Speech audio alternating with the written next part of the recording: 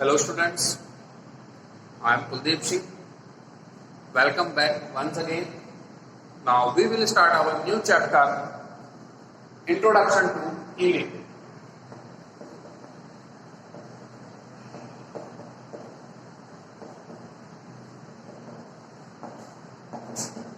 सबसे पहले आज अपना न्यू चैप्टर स्टार्ट करने जा रहे हैं, introduction to email. In previous video मैंने आपको इंट्रोडक्शन टू इंटरनेट कराया था, उसमें वेब पेज, वेबसाइट्स, आपके यूआरएल मैंने आपको सारे एक्सप्लेन किए थे। आज हम बात करने जा रहे हैं ईमेल की। तो first we learn about email. Email is stand for electronic mail.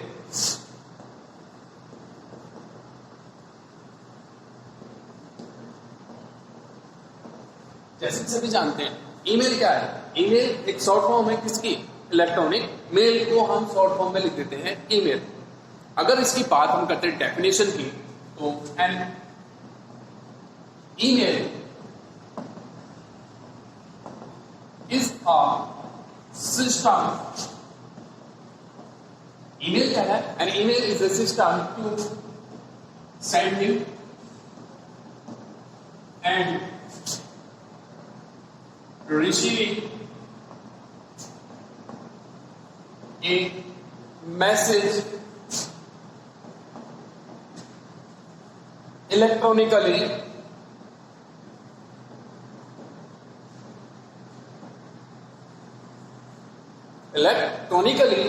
over the internet। अगर मैं बात करता हूं ईमेल की, ईमेल एक सिस्टम है जिसमें आप मैसेज सेंड और रिसीव करते हैं in the electronic form.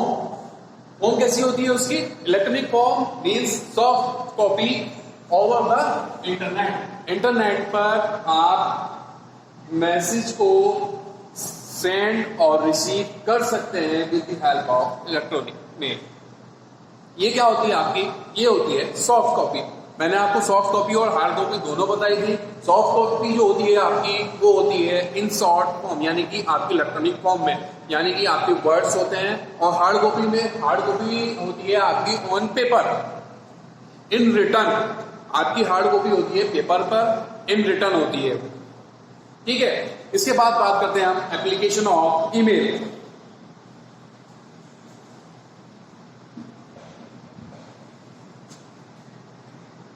Applications of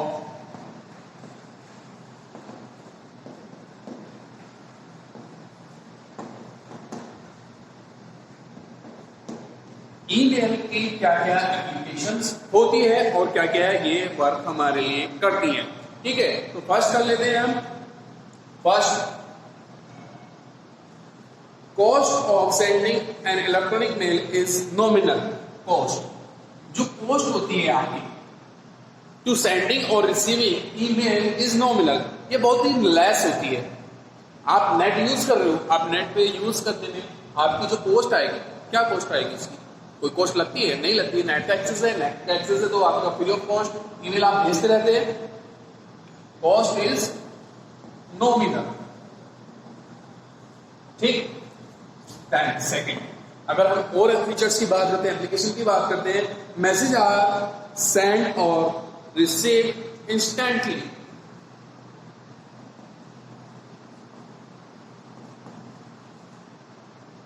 आपका जो मैसेज है वो सेंडिंग और रिसीविंग इंस्टेंटली हो जाता है।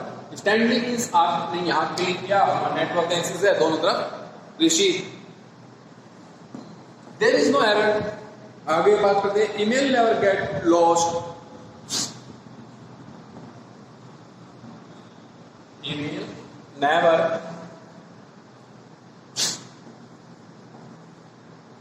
Gate lost. आपकी ईमेल जो आपने सेंड की है वो कभी लॉस्ट नहीं होगी। या तो डेस्टिनेशन पे रिसीव होगी, अदरवाइज आपको बैक आ जाएगा। आपको एक मैसेज रिसीव होगा कि your mail is not receive to receive, है ना। तो यहां पर आपकी ईमेल लॉस्ट नहीं होती है। और व्हेन यू एंड और एक फीचर्स बताते हैं, it not receive from destination.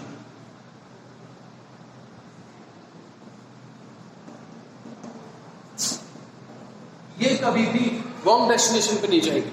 जो आपने एड्रेस इसको दिया है ये उसी ही एड्रेस पर रिसीव होगी, उसी ही एड्रेस पर जाएगी, कभी भी किसी रॉन्ग डेस्टिनेशन रॉन्ग एड्रेस पर रिसीव नहीं होगी, कभी भी रॉन्ग एड्रेस पर नहीं जाएगी। वी अटैच, इसमें और क्या कर सकते हैं, अटैच कर सकते हैं अटैचमेंट। अटैचमेंट में क्या हो सकता है, आपका फाइल हो सकती है, वीडियोस होती है, इमेज हो सकती है, साउंड हो सकता है, आप कुछ भी फाइल इसमें अटैच कर सकते हैं। आप टू कहां तक कर सकते हैं, कुछ इसका भी आपने जो नेट अटैच किया है आप इसमें अटैचमेंट के थ्रू 25 MB तक कोई भी फाइल अटैच कर सकते हैं, ठीक है। अटैचमेंट हो गया। इसके बाद और बात करते हैं, आप एक मेल को कितने ही रिसिप्ट पर भेज सकते हैं, यानी कि एक ईमेल की आप कितनी ही कॉपी सेंडर को भेज सकते हैं, ठीक है। आप एक मेल कितने भी सेंडर रिसिप्ट को भेज सकते हैं, आप एक सेंडर को कितनी भी मेल भेज सकते हैं, सेंड कर सकते हैं, और आप एक मेल को कितने भी सेंडर को भी सेंड कर सकते हैं। सेंडर रिसिप्ट को सेंड कर सकता है, यानी कि यहां पर एक मेल को मोर देन 1 नंबर्स आप रिसीव कर सकते हैं, और एक सेंड उसको रिसिप्ट को कितने ही मेल भेज सकते हैं। आप कम्युनिकेशन कर सकते हैं मेल के द्वारा, ठीक है। ये तो हो गया आपका एप्लीकेशन ऑफ ईमेल। इसके बाद अगर मैं बात करता हूं email account,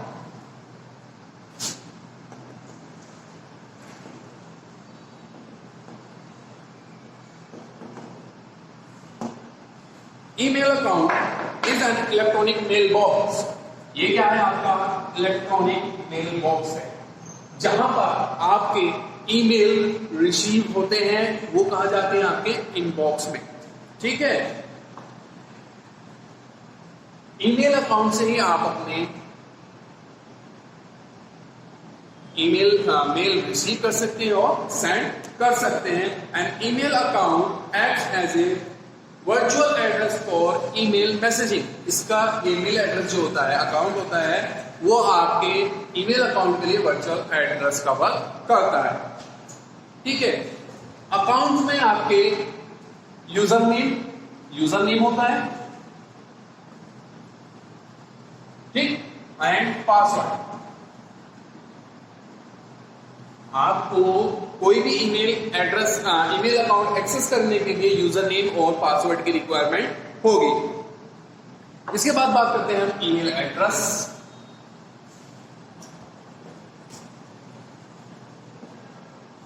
To accessing any email account, we require email address. अगर हमें कोई ईमेल आपको एक्सेस करना है, कोई मेल भेजनी है, रिसीव करनी है, उसके लिए आपको ईमेल एड्रेस रिक्वायर कर लेना पड़ेगा।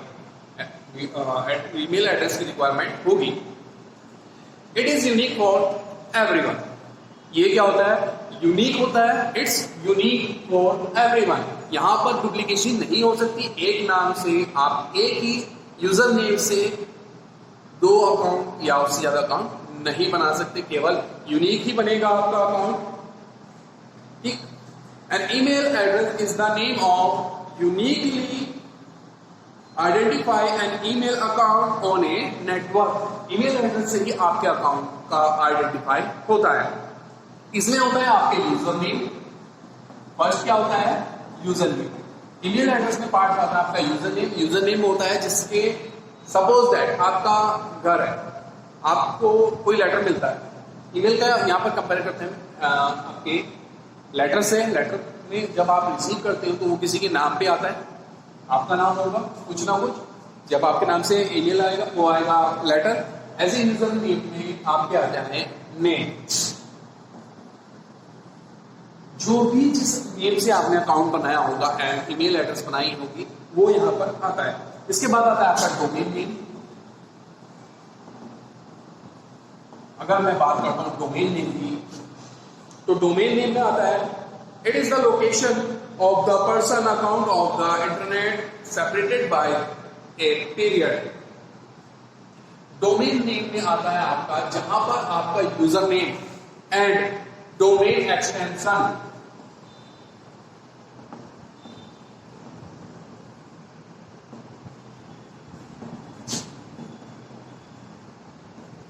दोनों को अलग अलग करता है। तो डोमेन नेम क्या करता है, आपके यूजर नेम और डोमेन एड्रेस दोनों में डिफरेंस क्रिएट करता है, बताता है कि यहां पर आपका डिफरेंस कौन है। सपोज दैट आपका एक ईमेल एड्रेस में ले लेता हूं यहां पर, उसमें मैं आपको बताता हूं कोई भी ईमेल ले लीजिए, MEPS मंडावर @yahoo.com। अगर मैं बात करता हूं ये MEPS मंडावर @yahoo.com की, तो यहां पर जो ये MEPS मंडावर है ये क्या हो गया आपका यूजर नेम, ठीक। यहां पर आपका है डोमेन नेम और ये जो आपको बताता है yahoo.com ये होता है आपका डोमेन एक्सटेंशन।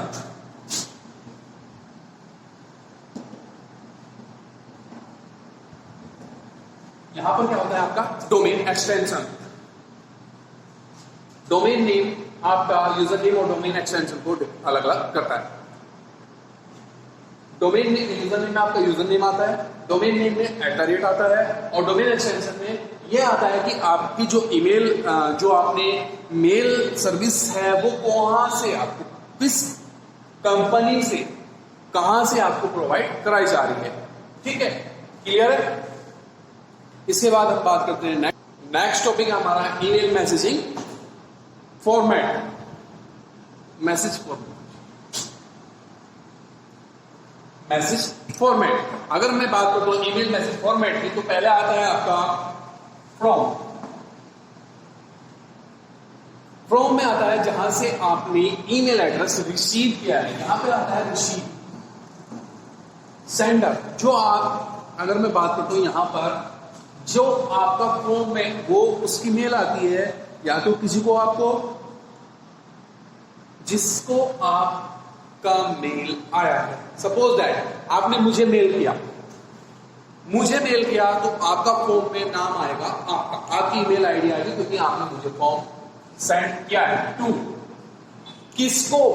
अगर आप मेल सेंड कर रहे हैं तो टू में किसकी ईमेल आईडी आएगी, जिसको आप सेंड कर रहे हैं। उसके बाद आता है आपका सब CC stand for carbon copy.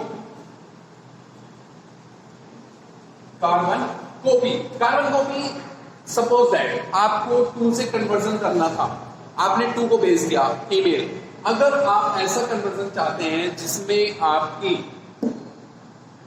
Reply नहीं करना है, जिसको आपको टू में जो है उसको शो नहीं कराना है, तो आप सीसी में रख सकते हो। यहां पर एक कार्बन कॉपी होती है, जो मेल आपने टू को सेंड की वही मेल आप सीसी यानी कार्बन कॉपी को कर सकते हैं। इसके बाद आता है आपका BCC, जिसको हम बोलते हैं blind carbon copy. Blind carbon copy वाला रिप्लाई नहीं करता, मीन्स आपको भी यहां पर एक रिसीव हो जाएगी कॉपी, लेकिन उसका कोई फंक्शनिंग नहीं होती। इसके बाद होता है आपका सब्जेक्ट में होता है आपका शॉर्ट फॉर्म ऑफ मैसेज। जो भी आपका मैसेज है उसका टाइटल आप यहां पर लिख सकते हैं, मैसेज टाइटल आप यहां पर टाइप कर सकते हैं। यहां पर आप अपने जो मैसेज करना है उसका टॉपिक यहां पर डिफाइन कर सकते हैं, ठीक है। उसके बाद होती है आपकी मैसेज बॉडी में आप मैसेज टाइप करते हैं। जो भी आपको मैसेज करना है वो मैसेज यहां पर टाइप होगा मैसेज बॉडी में, ओके। ये थी आपकी email messaging format. Now continue our next topic. Now next topic creating email account. अब हमें क्या करना है, अपना ईमेल अकाउंट क्रिएट करना है।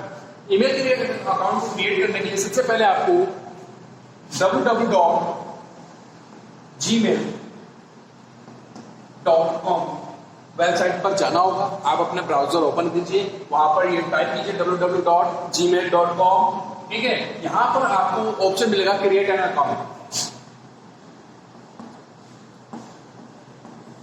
क्रिएट एन अकाउंट, आप यहां पर क्लिक कीजिए। If you have any account already, अगर आपके पास ऑलरेडी से ही कोई अकाउंट है तो वहां पर आप लॉग इन कर सकते हैं, लॉग इन। ठीक है, तो आपको क्रिएट एन अकाउंट की जरूरत नहीं पड़ती। लेकिन हम बात कर रहे हैं create an account, new user है, उसको अपना अकाउंट क्रिएट करना है, तो यहां पर आपको करना पड़ेगा click on create an new account, new account. ठीक है, जब आप यहां पर क्लिक करेंगे उसके बाद आपको एक फॉर्म ओपन मिल जाएगा, फिल द फॉर्म।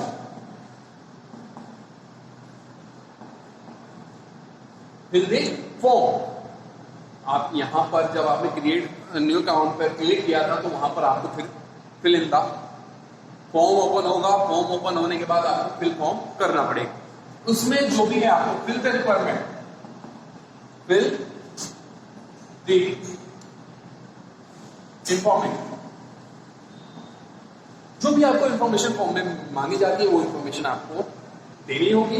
देन उसके बाद आप क्या करेंगे, एक्सेप्ट एग्रीमेंट। जब आप ये सारी इंफॉर्मेशन इनपुट कराने के लिए आपको एक एग्रीमेंट होगा, एग्रीमेंट, एक्सेप्ट